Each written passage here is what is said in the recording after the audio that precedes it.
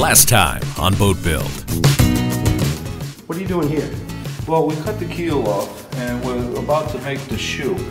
The shoe is the piece that fits inside, and that's in case you start dragging on the ground. What's the shoe made of? The shoe is just regular pine. There's nothing fancy because we're going to be glassing it inside and out.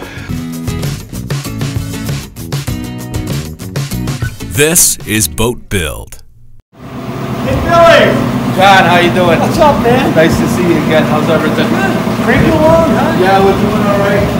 Now, a couple of weeks ago, we were working on the keel. Yep. We cut down the keel, filled it in. Yep. That's it right there, right? Yep. That's our filler piece right now. Right now we're glassing in the top of it real heavy right off the bat, okay? Then once we're done with this, we're gonna go back on the outside of the boat, we're gonna grind it in, and then we're gonna glass and cap that, and that section will be done.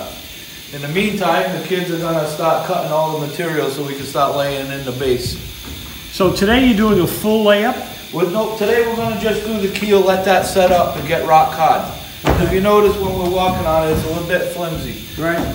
We don't wanna pop this piece out. It took, a few hours to get that piece made and put in, so. Right now we're getting that all set up. Well, he's ready for me to wet, so let me run over there and wet that. I'll come back. Right away, man. Do what you have to do. We'll watch. Okay.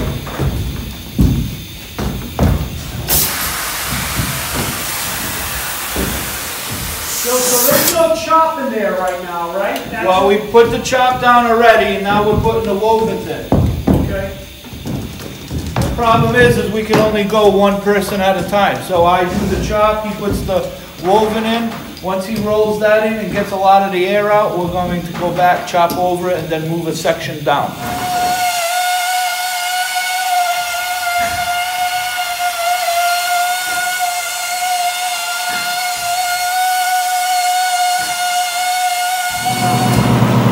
You could say this is a dying art form, or our boat builders are there, Greg here, right? He's learning the trade, the skill. To learn how to do it, a lot of the companies now have what we call production shops, making all of their parts and pieces, and then they take them back and assemble them. But boat building in itself is probably fading away, slowly but surely. I mean, there'll always be that one guy, that one kid who took it over for his father, or a good employer, but.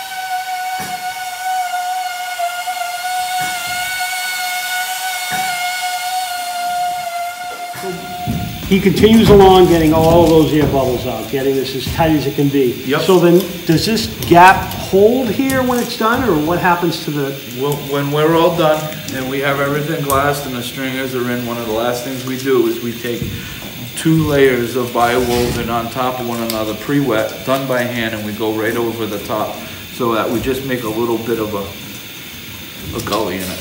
So if any water does happen to get in here... In the bilge, it will be easier for it to follow back instead of getting caught in the keel.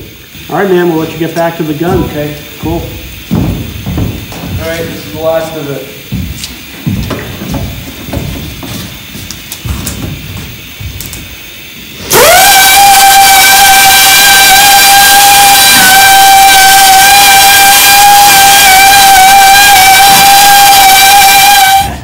Hey, John.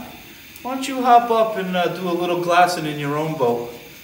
You want me to try it? Yeah, let's do it. All right, I'll give it a go. Okay. All right, what do we do? Okay.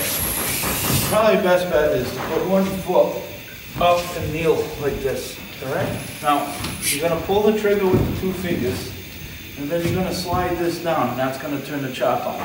Okay? And get comfortable. All right? Okay? 2 fingers on the trigger. Yep. Chops here. Yep. Leave that be. So we want to move. We want to. Yep. Right, just like you're spraying, and then you're going to put the chop on. I'll run the chop. All right, you run the chop. Ready? Pull your trigger. Go. Okay. All right, go ahead.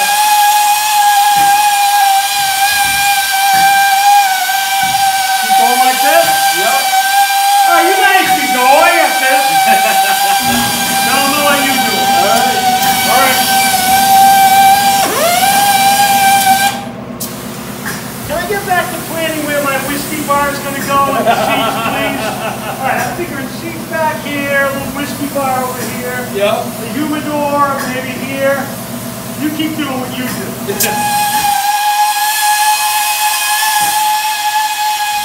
So Bill, over here at the 24, I noticed you've got the stringers in place, Yes. fiberglass wrapped, Yes. and ours will be much like this, correct? Yes, we're gonna do a 4-stringer system, but we're not gonna worry too much about the levelness of the 4-stringer like we do with this. Because in this boat, the stringer height determines how level the deck is and how much camber we put into it. Your deck is going to be what we call a floating skeleton deck. So our deck is going to be a floating skeleton deck. What does that Correct. mean? In other words, you'll have a set of stringers underneath the deck. You'll see them. But on top, where the deck line goes, is going to be made of 4x4s.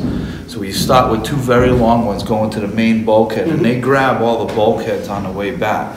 Okay, And then we do every 2 feet another section I see. of 4x4, and it progressively goes back about 2 foot on center. So why is that different on the 30 than it is on this boat? Because of the height, because there's really no reason to make stringers that are gonna be 35 inches tall.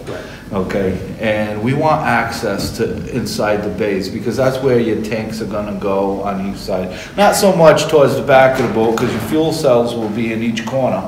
So at this point, we don't need to worry about water tanks or No. hot water tanks or anything like that. We've No. got plenty of time to determine where that goes in the layout. Exactly. We're here where, the way I build the boat is we get the boat built first, and then we put in all your hardware. If I can put the hardware in, it can be fixed, it can be changed, it can be taken out. So Bill, what's next for the 30? On the 30 next week, we're going to be doing a full layup on the bottom of the hull only. Okay, once we have that done and that's dried, then we're gonna actually go right to the sides and do all the sides. We're gonna do 1/2 at a time. So next week, we're gonna do 1/2 of the boat, and then once that's dry, we're gonna do the other half, and then once that's dry, we're gonna go back and do the sides. Okay. And then there's gonna be a lot of overlaps and a lot of buildup on the corners where we need it, and then we should be done. Stringers are already made, they're already glassed, and we're ready to put them in, but we Okay. need to finish this off first. So stringers and fuel tank Yes. after that? Yes. And then what? Then we're gonna start putting in major bulkheads. Right? Okay. Figuring out where we're gonna be putting all of that. And at the same time, we're gonna be starting the bracket on the back of the boat. And then we're gonna be it's gonna progressively get faster from here. Right now, we're getting the shape done first. Did you get me some of that Hinkley blue paint? Yeah, we did. You have some around? Yeah, we do. All right, we'll look at it next time. All right, Thanks, man. I'll let you get to work. take care. Go get them. Next time on Boat Build. So on a boat like this, when you were a kid, you did a lot of work on this boat, right? Yep. Tell me what you did. Well, my job, I was about 7 years old. What I would do is go inside to access the bilge, and I would slide on the back sides of the tanks because they were usually galvanized steel, and check for rot spots where nobody can normally see it from the middle. So wait a minute. That's where you got the nickname Billy Bilge. Yep, Billy Bilge. I That's was awesome. crazy enough to go in there and do it. This is Boat Build, right here at The Drift. Presented by Sociable, original social media programming.